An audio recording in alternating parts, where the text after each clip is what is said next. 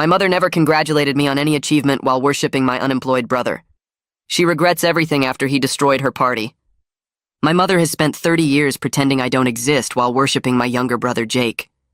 I graduated high school as valedictorian, and she told everyone Jake helped me study, even though he was failing sophomore year at the time. I got a full scholarship to engineering school, and she said it was probably a diversity quota they needed to fill. When I graduated magna cum laude, she didn't come to the ceremony because Jake had a football game where he sat on the bench the entire time. She took 300 photos of him in his uniform on the bench and posted them everywhere, talking about her athletic son. When I got my first job at an aerospace company, she told people I was doing basic data entry while Jake was finding himself. Jake was actually unemployed and living in her basement, playing video games all day. When I designed a component that went into satellites, she said it was probably a team effort where I got lucky to be included. When Jake got a part-time job at a sporting goods store, she threw him a party and made a cake that said, "So proud of my successful son." She'd call Jake every morning to wish him a good day at work. She'd never once called me at my actual career. I bought my first house at 26 and invited her to see it. She walked through once, said it was small, then spent 2 hours talking about how Jake was thinking about maybe looking at apartments someday. When Jake moved into a studio apartment at 30, still partially paid for by her, she hired a professional photographer to document the move and created a photo album called Jake's Independence Journey. On my wedding day, she wore black and told guests she was mourning the loss of her baby boy to some woman, meaning me getting married meant less time for Jake somehow. She gave a speech entirely about Jake's future wedding and how beautiful it would be. My wife was sitting right there in her wedding dress while my mother planned another wedding for her favorite son, who wasn't even dating anyone. When Jake brought home a girlfriend who lasted 3 weeks, my mother had already planned their entire future together, including grandchildren's names. When my wife actually got pregnant, my mother asked if we were sure we were ready for that responsibility. We were 32 with stable careers and a house. Jake was 35, still working retail, still taking money from her, but she said he'd be such a wonderful father someday. My son was born, and my mother visited once, held him for 5 minutes, said he looked nothing like our side of the family, then left to go to Jake's apartment because he was feeling lonely. When Jake's girlfriend's sister had a baby, my mother babysat every week and called herself surrogate grandma. She'd never once offered to babysit her actual grandchild. I got promoted to lead engineer on a government contract worth millions. My mother's response was to ask if that meant I'd have less time to help Jake with his resume. Jake hadn't updated his resume in 5 years. When Jake got promoted to shift supervisor at the sporting goods store, my mother rented a billboard. An actual billboard on the highway announcing Jake's promotion. It cost her $3,000. She'd never even acknowledged my promotions. The pattern continued for years. I'd achieve something, she'd ignore it or diminish it. Jake would do the bare minimum, she'd throw a parade. I started a consulting firm that grew to 12 employees. She told people I was playing with computers. Jake started a blog that got 40 views a month. She printed business cards calling him a published writer and handed them out at church. Then came her retirement party planning. She was retiring from her job as a school administrator and wanted a big celebration. She put Jake in charge of planning even though he'd never planned anything in his life. She told everyone Jake was organizing this amazing event for her. Jake forgot to book a venue, forgot to send invitations, and forgot to order food. 3 days before the party, he called me panicking. He wanted me to fix everything but not tell Mom because she'd be disappointed in him. I said no. He called me selfish and said I was ruining Mom's special day. The day of the party, about 15 people showed up to Mom's backyard because Jake had only remembered to text some people that morning. No decorations, no food except chips Jake bought at a gas station, no music because Jake forgot speakers. My mother stood there trying to smile while people awkwardly stood around, wondering what was happening. Then she saw my car pull up next door. I was having a celebration at my house for my company's 5th anniversary.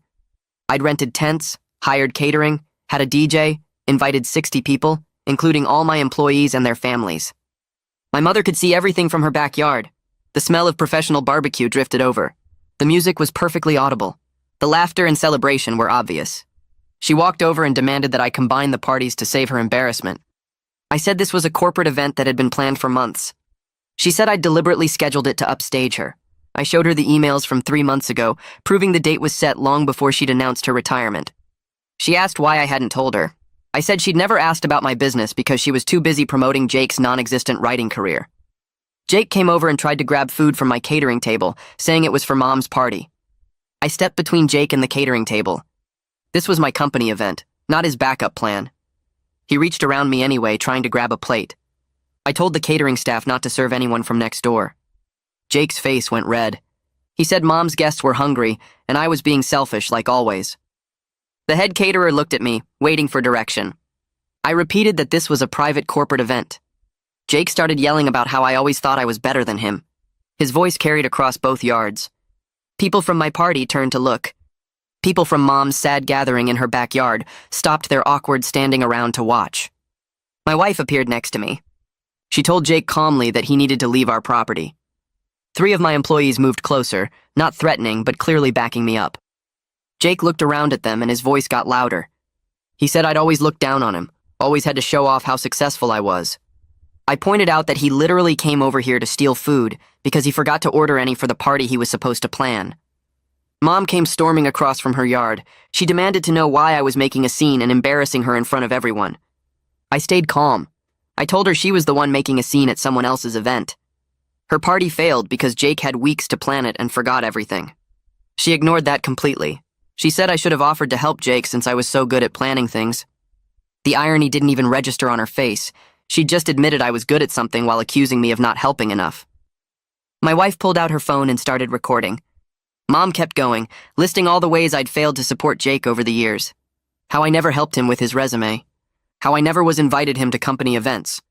How I focused on my own success instead of lifting up my family. The catering staff and my employees were all watching now. Mom's guests had moved closer to the fence between our yards. Everyone could hear everything. I asked her to name one achievement of mine she'd ever acknowledged. Just one. Right here in front of all these witnesses. She opened her mouth and nothing came out. She looked around at the people watching. She said I'd always been self-sufficient and didn't need her support like Jake did. That was her answer. That I didn't need her. 30 years of dismissing everything I accomplished, and her excuse was that I didn't need recognition. I asked if she understood what she just said. She looked confused. I told her that needing support and deserving recognition were 2 different things. She'd given Jake both while giving me neither. Alyssa Koch walked over from Mom's yard. She was one of Mom's oldest friends, someone who'd been around since I was a kid. She put her hand on Mom's arm gently. She told Mom that maybe she should look at what was actually happening here. The contrast between the 2 events was visible to everyone. My professionally catered celebration with 60 happy guests versus Mom's empty backyard with gas station chips and 15 uncomfortable people. Alyssa said she'd been worried about this dynamic for years, but never knew how to bring it up. Mom jerked her arm away. She accused Alyssa of taking sides against her. Alyssa didn't back down. She said real friends tell hard truths. Several of Mom's other guests were watching from her yard now. They looked uncomfortable. Some were whispering to each other. Mom's voice got shrill. She told Alyssa she didn't need this kind of friend. Alyssa said that was Mom's choice to make, but the favoritism was real, and everyone had seen it for years. Mom turned back to me. She said I was cruel and vindictive. I told her I was done pretending her favoritism didn't exist. I wouldn't be available for family events until she could acknowledge what she'd done. She started crying. She said I was abandoning her during her retirement celebration. I pointed out that Jake was supposed to give her that celebration. He'd failed completely. She'd put him in charge of the one thing that mattered to her, and he'd forgotten everything. That wasn't my fault. Jake jumped back in. He said I'd always been jealous of his relationship with Mom. I actually laughed. I asked him if he genuinely believed that, or if he was just scared of what happened when the safety net disappeared. He looked confused. I told him he was 35 years old and still taking monthly checks from Mom. Still having his car insurance paid, still getting bailed out every time he struggled. He said family was supposed to help each other. I said help was supposed to go both ways. I'd never gotten help. I'd never gotten recognition. I'd built everything myself while watching Mom throw parades for his part-time job. My wife touched my arm. She suggested we go back to our guests and let Mom's party continue as planned. She was right. This wasn't accomplishing anything. We turned and walked back toward our celebration. Behind us, I heard Mom crying. I heard some of her guests trying to comfort her. But I also heard Alyssa's voice clearer than the others, saying that maybe this needed to happen. That sometimes people needed to hear hard truths before they could change. The music from my party started up again. The DJ had paused it during the confrontation.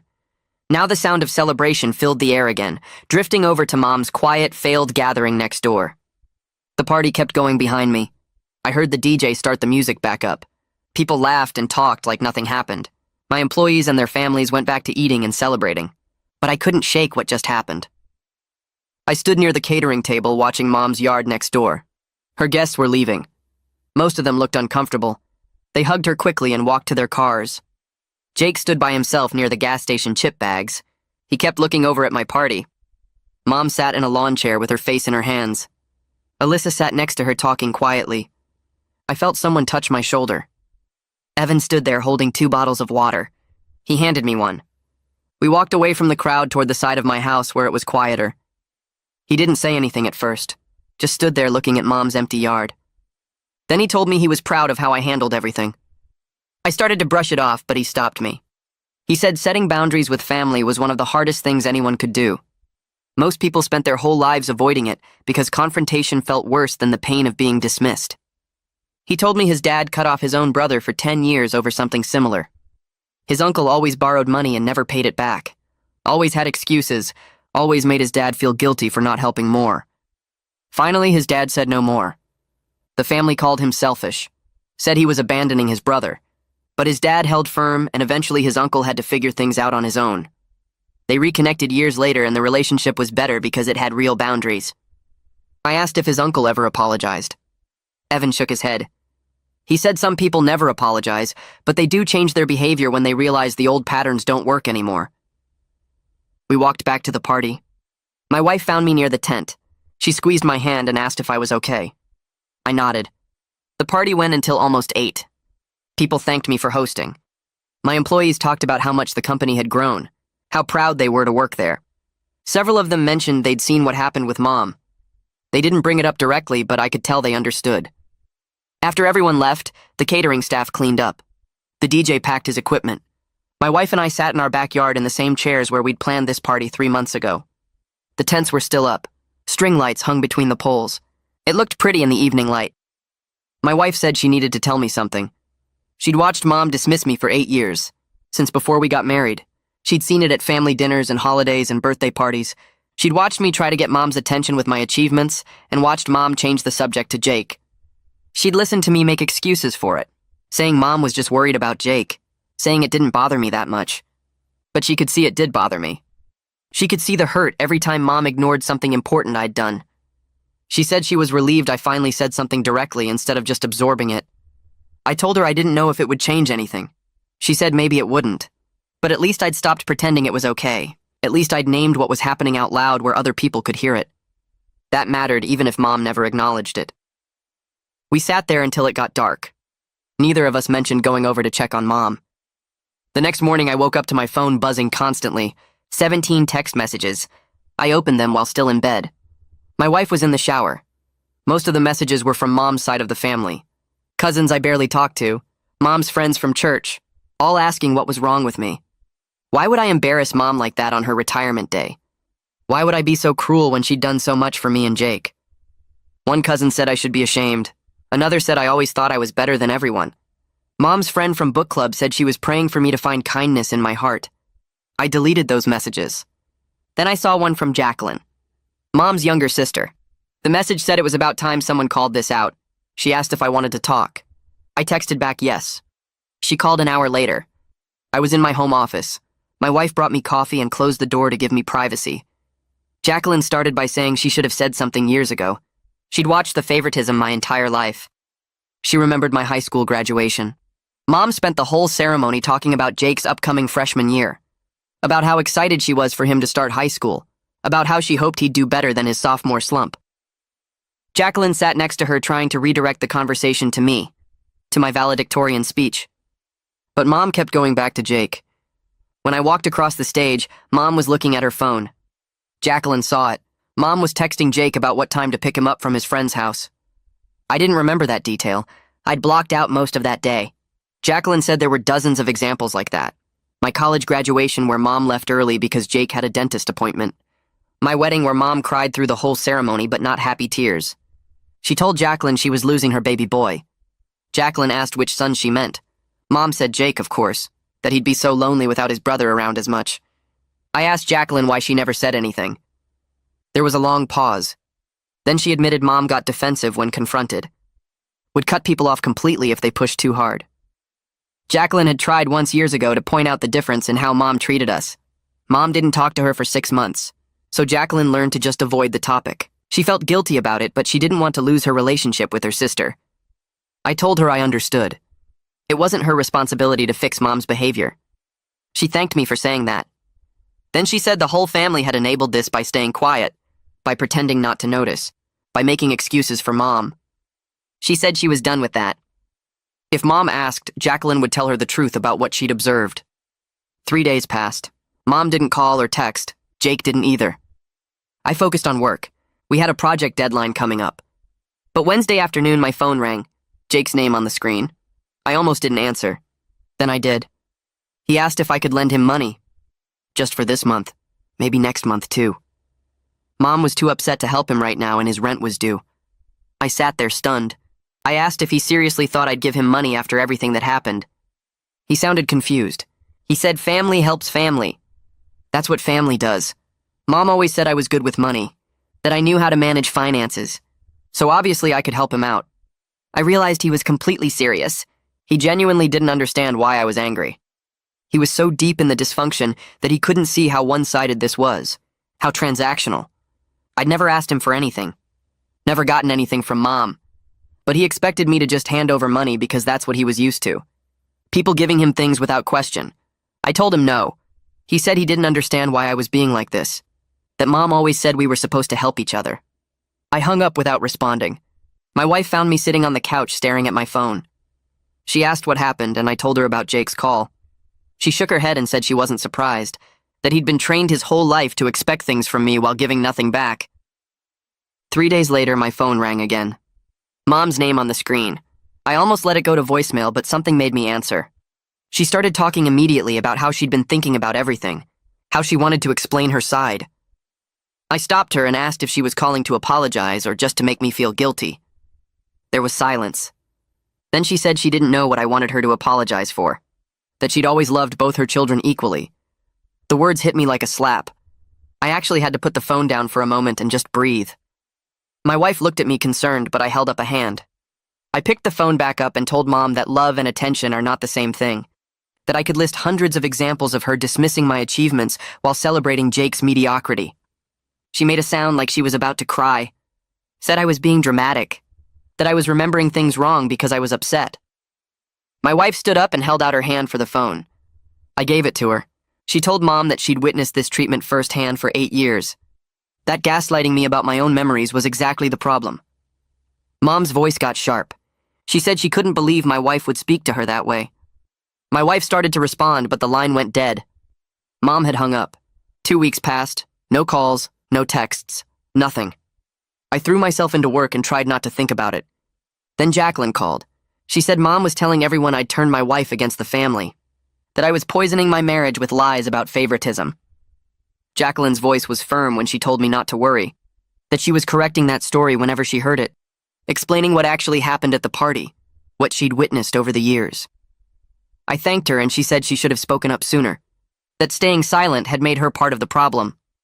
The next afternoon, I got a text from Alyssa Koch, Mom's friend from the party. She asked if she could meet me for coffee.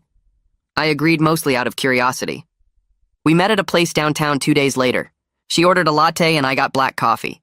She didn't waste time with small talk, said she'd known Mom since college, that she'd watched the Jake favoritism get worse over the years, especially after my father died when I was 12. I sat back in my chair, asked what she meant by especially after. Alyssa stirred her latte slowly. She said Mom seemed to transfer all her emotional needs onto Jake after losing my father, started treating him like a surrogate emotional partner rather than a son. I was already independent and achieving things, so she didn't worry about me. But Jake's struggles made her feel needed, made her feel important. The realization hit hard. It explained the pattern, but it didn't excuse it. I said that out loud and Alyssa nodded. She agreed completely. Said understanding the cause doesn't mean I have to accept the behavior. That Mom needs professional help to recognize what she's done, to understand how she's damaged both her sons in different ways. I asked if Alyssa would be willing to talk to Mom about this. She sighed and said she'd already tried multiple times over the years. That Mom shuts down the conversation every time, changes the subject or gets defensive. Alyssa thought Mom would need to hear it from multiple people before she'd even consider that she might be wrong. I drove back to the office feeling heavy. My company had a major project deadline approaching, and I was struggling to focus. Numbers blurred on my screen. Emails sat unread. Ronan Williams knocked on my office door around 3, asked if everything was okay. I looked at him and something in his expression made me tell him. I gave him a brief overview of the family situation, the party, the confrontation, the phone calls. He listened without interrupting. Then he sat down in the chair across from my desk. Said he'd cut off his own parents 5 years ago due to similar favoritism toward his sister. That setting that boundary was the best decision he ever made for his mental health. He leaned forward with his elbows on his knees. Warned me that family would pressure me to reconcile before Mom had actually changed, that they'd want me to restore comfortable dysfunction rather than demand real growth. I asked how he handled that pressure. He said he stopped explaining himself, stopped defending his decision, just repeated that he was open to reconciliation when real change happened, and left it at that. The conversation with Ronan stuck with me as I drove home that evening. His words about family pressure kept playing in my head. I pulled into my driveway and sat there for a minute, staring at the steering wheel. My phone buzzed. A text from an unknown number. I opened it and saw Jake's name at the bottom. He'd gotten my work number from Mom, apparently. The message asked if we could talk. I didn't respond right away. I went inside and found my wife in the kitchen making dinner. She took one look at my face and asked what happened. I told her about Ronan's story and Jake's text. She wiped her hands on a towel and said maybe talking to Jake wasn't a bad idea, but I should set clear boundaries first. I texted back that he could come to my office tomorrow during lunch. He responded immediately with a thumbs-up emoji. The next morning I got to work early and told the receptionist that my brother might stop by around noon. She looked surprised and said she didn't know I had a brother. I realized Jake had never visited my office in the 5 years since I'd started the company. He'd never seen where I worked or what I actually did all day. Mom had been to the office exactly once for about 10 minutes and spent the whole time on the phone with Jake about his shift schedule. At 11:30, the receptionist buzzed my desk and said Jake was here. I walked out to the lobby and found him standing there looking uncomfortable in jeans and his sporting goods store polo shirt. He'd clearly come straight from work. I led him back to a conference room and closed the door. He sat down and immediately his face crumpled. He started crying before I could even say anything. His shoulders shook and he put his head in his hands. I grabbed a box of tissues from the credenza and pushed it across the table. He took several and wiped his face, but the tears kept coming. He said everything was falling apart. Mom wasn't answering his calls. His rent was due in a week. His car was making a weird noise he couldn't afford to fix. He didn't know what to do. I sat there watching him fall apart and felt this weird mix of feelings. Part of me wanted to help because he was my brother, and he was clearly struggling. But another part of me was angry that he was 35 years old and completely unable to handle basic adult problems. I asked him how much money he made at the store. He told me about $1,400 a month after taxes. I asked about his expenses. He started listing them and I grabbed a notepad to write everything down. Rent was $800. His car payment was $250. Insurance was another $100. Phone bill was $80. He stopped there and looked at me. I asked about food and gas and other basic stuff. He got quiet. Then he admitted that Mom had been giving him money every month to cover those things. I asked how much. He said it varied, but usually around $1,500. I put my pen down and stared at him. That was more than his entire paycheck from the store. He'd been living almost entirely on Mom's money for years. I asked how long this had been going on. He looked at the table and said about 10 years, maybe longer. He'd never really kept track. My mind was spinning. 10 years of $1,500 a month was $180,000. Mom had given him nearly $200,000 while telling everyone I was selfish for not helping him more. I asked if she paid for anything else. He nodded and said she covered his car insurance and phone bill directly. Those were in her name. He'd never had to pay them himself. I leaned back in my chair and tried to process this. Jake had never actually supported himself, not once in his entire adult life. The sporting goods job was basically just something to do during the day. It didn't actually fund his life. Mom did that. I told him he needed to learn to live on what he earned. He looked panicked and said he couldn't. The numbers didn't work. His rent alone was more than half his paycheck. I said then he needed to find a cheaper place or get a better job or both. He started crying again and said he couldn't handle this. I felt my frustration building, but I tried to keep my voice steady. I told him I'd help him figure out a budget and look at his options, but only if he could acknowledge something first. He looked up at me with red eyes. I said he needed to admit that Mom's favoritism was real and that it had been harmful. Not just to me, but to him too. He was 35 and completely unable to function as an independent adult because she'd enabled him his whole life. He started to argue and said Mom just paid more attention to him because I was always busy with my own stuff. He thought I preferred it that way since I never seemed to need help. I stood up and walked to the window. I looked out at the parking lot and took a deep breath. Then I turned around and told him the truth. I was busy because I had to be. Nobody was going to pay my rent or my car payment or my phone bill.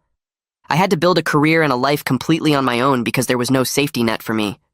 He got to coast because Mom treated his problems as more important than my achievements.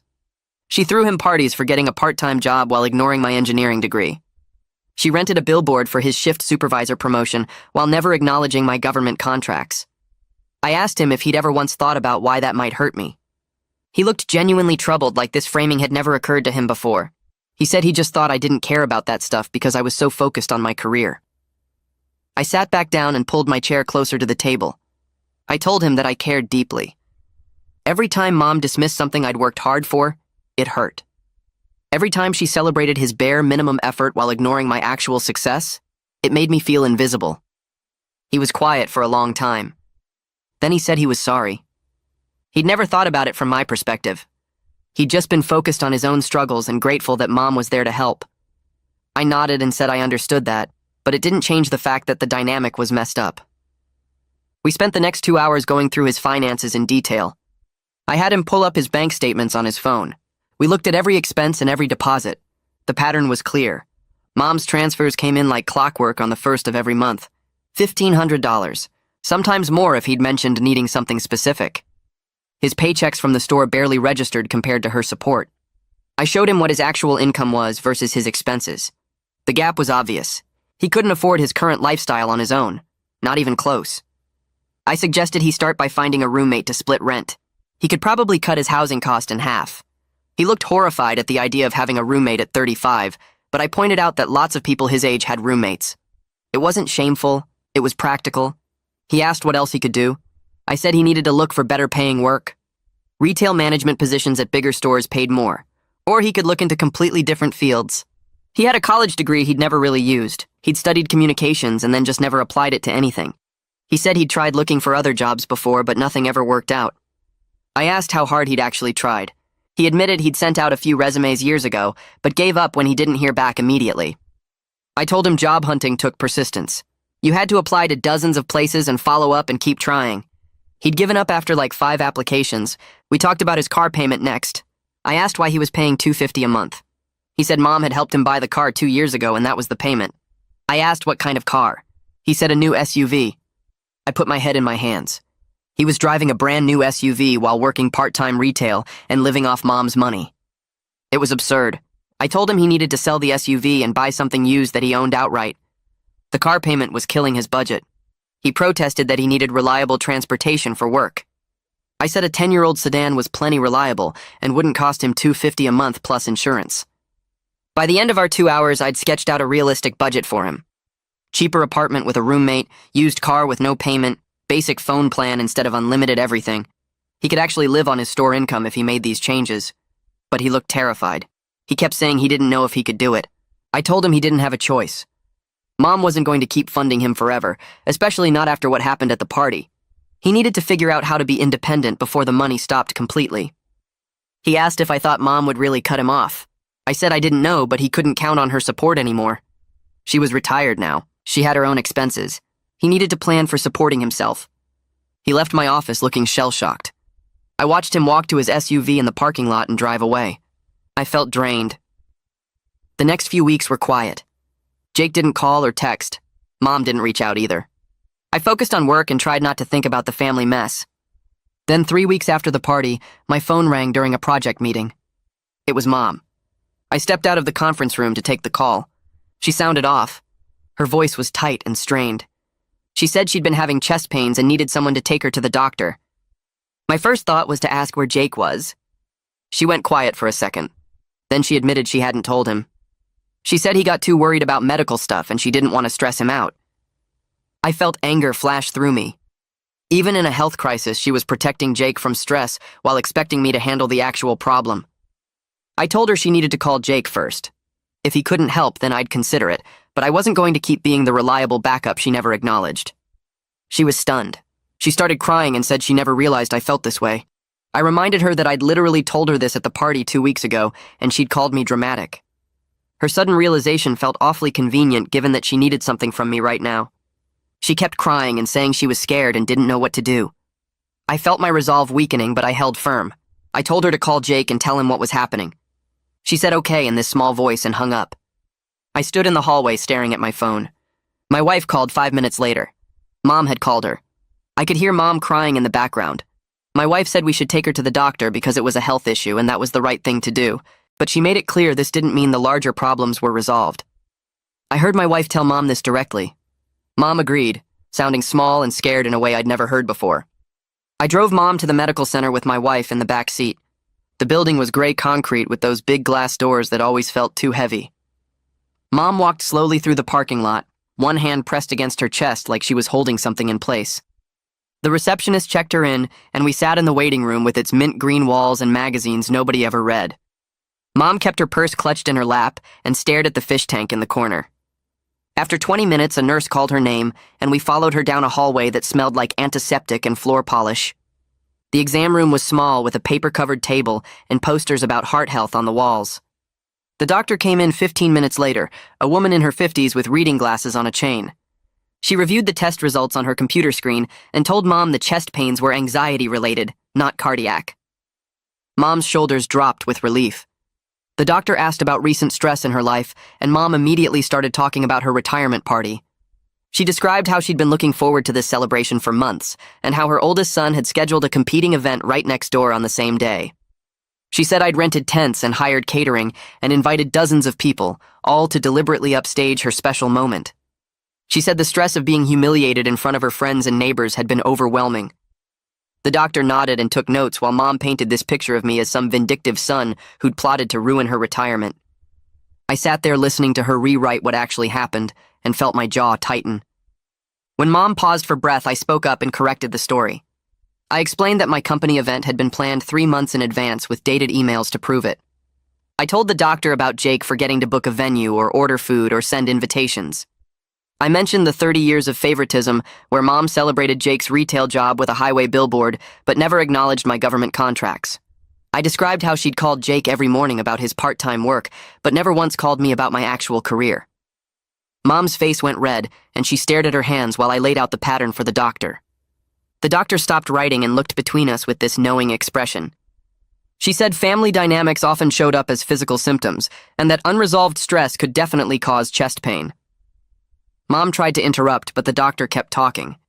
She said Mom might benefit from speaking with someone about family stress and retirement adjustment. Mom dismissed this immediately and said she just needed some medication for the anxiety. The doctor was firm and said anxiety this severe needed to be addressed, not just medicated. She wrote a prescription, but also gave Mom a referral to a therapist and said she strongly recommended following up. Mom took both papers and folded them into her purse without looking at them. We walked back to the car in silence. Mom got in the front seat and stared straight ahead while I started the engine. My wife sat in back and didn't say anything either. I pulled out of the parking lot and headed toward Mom's house. 10 minutes into the drive, Mom suddenly asked why I never told her I was unhappy. Her voice was quiet and confused, like she genuinely didn't understand. I reminded her about the conversation at my wedding 8 years ago when I'd asked why she wore black. I reminded her about the dinner 3 years ago when I'd brought up how she never acknowledged my promotions. I reminded her about the time 5 years ago when I'd asked why she never wanted to babysit her actual grandchild. Each time I'd tried to bring it up, she'd either changed the subject or told me I was being too sensitive. Mom insisted she didn't remember any of those conversations. She sounded almost panicked about it, like I was making things up. My wife leaned forward from the back seat and said she'd been there for at least 3 of those conversations. She confirmed that Mom had shut down the discussion every single time. She said she'd watched Mom redirect to talking about Jake whenever I tried to express how the favoritism made me feel. Mom went quiet again, and I realized something that made my chest hurt. She genuinely blocked those conversations out because remembering them would mean admitting she'd failed me. It was easier to forget than to face what she'd done. I pulled up to a red light and looked over at her. I told her I loved her, but I couldn't keep having a relationship where my feelings got erased. She needed to actually work on recognizing the favoritism and changing the pattern, not just wait for me to get over being upset. Mom asked what I wanted her to do, and her voice cracked on the last word. I told her to start by calling Jake and telling him about her doctor's appointment instead of hiding it from him. She needed to stop protecting him from reality and treating me like the only competent one while never acknowledging that competence. She needed to stop expecting me to be the reliable backup who fixed everything while Jake got all the celebration for doing nothing. Mom nodded slowly and wiped her eyes with a tissue from her purse. I drove the rest of the way to her house and walked her to the door. She went inside without saying anything else, and I stood on her porch for a minute before going back to the car. My wife squeezed my shoulder when I got in and we drove home. 4 weeks after the party, Jacqueline called and asked if we'd come to dinner at her house. She said she was inviting Mom and Jake too, and wanted to talk through things with everyone present. She positioned it as a chance to have a real conversation with a neutral family member there who cared about all of us. I agreed, even though my stomach twisted at the thought of sitting at a table with Mom and Jake. The dinner was on a Saturday evening, and we arrived at Jacqueline's house at 6. She lived in a ranch-style home with a big dining room table that could seat 8 people. Mom was already there, sitting in one of the chairs with her hands folded. Jake showed up 10 minutes later looking nervous. Jacqueline served pot roast and mashed potatoes, and we all sat down. Nobody said much at first. Everyone was careful about what they talked about, like we were walking through a room full of broken glass. Jacqueline finally put down her fork and said she'd watched this dynamic play out for decades. She said both of her nephews had been hurt by it in different ways. I'd been hurt through constant dismissal, and Jake had been hurt through being enabled into helplessness. Mom's face went tight and she started to argue, but Jacqueline didn't back down. She listed specific examples in this calm, steady voice. The billboard for Jake's shift supervisor promotion versus no acknowledgement of my government contract. The professional photographer for Jake's studio apartment versus the single visit to my first house when I was 26. The album with Jake's studio photos that cost her almost $2,000. The 5-minute hospital visit after my son was born versus the weekly babysitting for a girlfriend's sister's baby. Jake shifted in his chair and his fork scraped against the plate. His face got red, and he looked down at the pot roast like it was the most interesting thing in the room. Jacqueline kept going and listed the billboard on the highway for his shift supervisor job, while my government contract didn't even get a phone call. Jake put his fork down and his hands went flat on the table. He said he didn't ask for any of that stuff. His voice came out quiet and defensive at the same time. Jacqueline looked at him with this gentle expression that somehow made her next words hit harder. She pointed out that he accepted everything without question and never once suggested Mom should acknowledge me equally. Not once in 30 years. Jake didn't have an answer for that, and the silence stretched out until I could hear the clock ticking on Jacqueline's wall. I told Jake I didn't blame him for Mom's behavior because she made those choices on her own. But I did hold him responsible for benefiting from it all this time without ever standing up for me. He could have said something at any point. He could have told Mom it wasn't fair. He could have refused some of the money or the attention or the celebrations. Jake's shoulders slumped, and he admitted he was scared that if he questioned anything, Mom might stop helping him. The words came out barely above a whisper. I nodded because that was exactly the problem at the center of everything. The love was conditional, and Jake knew it deep down, even if he'd never said it out loud before. Mom's love came with strings attached and requirements, and Jake had to keep struggling to keep receiving it, while I had to keep achieving to get nothing. Mom started crying and pulled a tissue from her purse. She said she never meant to hurt me, and her voice broke on the words. She just worried about Jake more because he struggled while I always succeeded at everything. I leaned forward and told her I succeeded because I had no choice in the matter. There was no safety net for me, so I had to build my own stability from nothing. Every achievement she dismissed was something I accomplished alone without help or encouragement or even basic acknowledgement. Jake had cushions everywhere to catch him, but I was walking a tightrope with no net, and she acted like that was easy. Jacqueline asked Mom if she could see how unfair that was. How treating one child's struggles as more important than the other child's achievements created anger and damaged both relationships. Not just mine with Mom, but also mine with Jake. Mom nodded slowly and wiped her eyes with the tissue. Her mascara left dark smudges under her eyes. For the first time, she seemed to actually understand instead of just defending herself or making excuses. She wasn't arguing back or trying to rewrite history. She just sat there nodding and crying. Mom said she was sorry, but it came out hesitant and incomplete, like she was testing the words. I told her I appreciated the apology, but words needed to be backed up by changed behavior over time. Not just this one conversation where she felt cornered by Jacqueline laying out decades of proof. She needed to actually work on treating us differently going forward. Mom nodded again and stared at her plate. Jake surprised everyone by speaking up and saying he wanted to try being actually independent without Mom's monthly money. Mom's head snapped up and she immediately protested that he couldn't afford it. Her voice got loud and panicked. Jake pointed out that this reaction was exactly the problem. She didn't believe he was capable of managing without her. She'd never given him the chance to find out if he could do it on his own. My wife spoke up for the first time since we sat down. She suggested that maybe Jake could benefit from the same kind of budget planning I'd offered him before. She added that our company was actually hiring for an entry-level operations position that paid better than retail. Jake looked interested but also scared, like he was standing at the edge of a cliff. I told him the offer stood if he wanted to apply properly through our normal process. I wouldn't give him special treatment, but I also wouldn't hold the family stuff against him if he was serious about the job. 2 months went by after that dinner, and Jake actually followed through. He showed up at my company office in a button-down shirt I'd never seen him wear before. He filled out an application, and Ronan handled the interview to keep everything professional. I stayed completely out of it, and didn't ask Ronan any questions about how it went. A week later, Ronan told me Jake got the job based on his own merit for the role. He had retail management experience and good references from his current supervisor, even if the job itself wasn't impressive.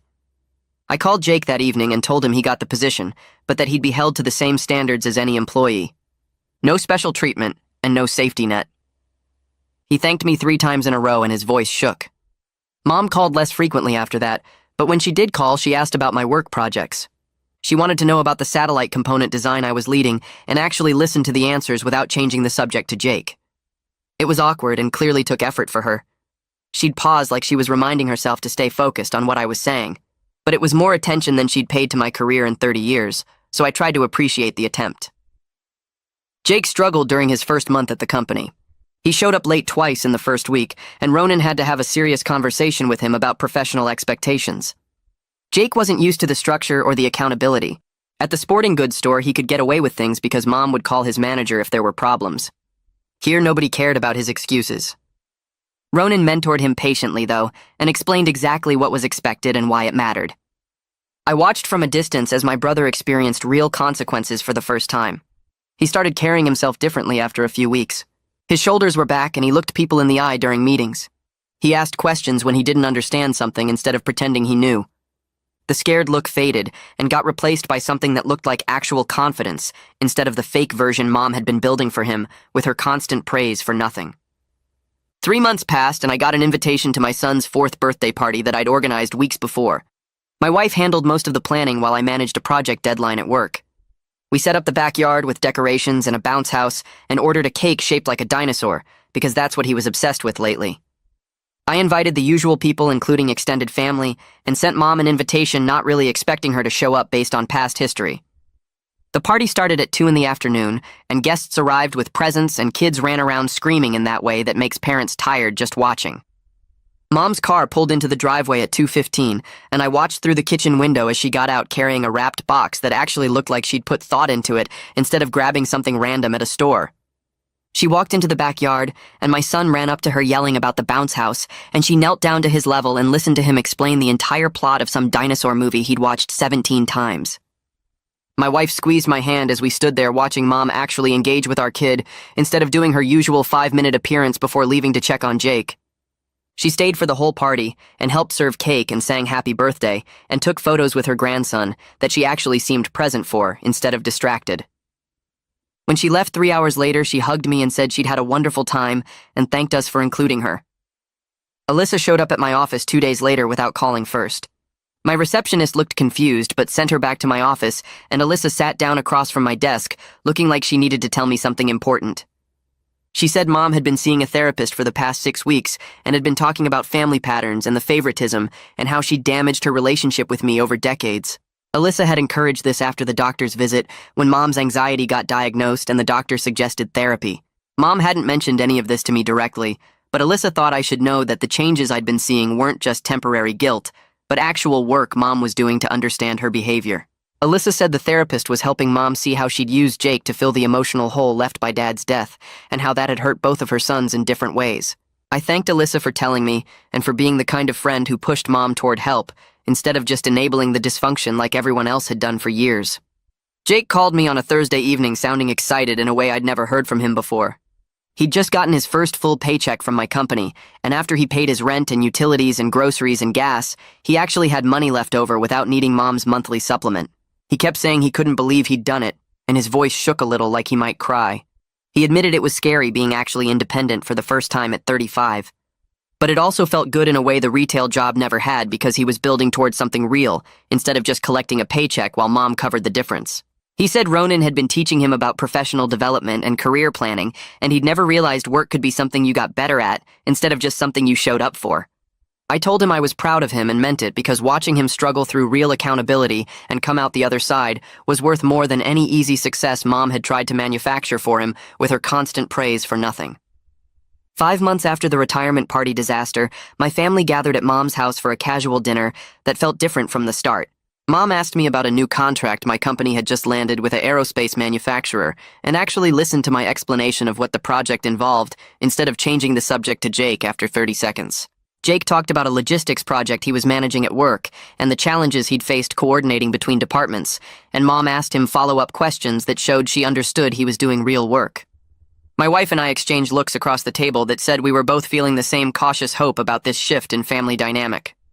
The relationship wasn't perfect, and probably never would be because you can't undo 30 years of damage with 5 months of therapy and effort. But there was finally room for me to exist in this family, as someone whose achievements mattered, instead of just the capable one who didn't need attention. Mom still favored Jake in small ways and probably always would because those patterns run deep. But she was trying, and that was more than she'd ever done before. Jake was building an actual life instead of floating through retail while Mom paid his bills. And I'd learned that I didn't need Mom's validation to know my worth because I'd built something real without her support. That was enough progress to keep trying.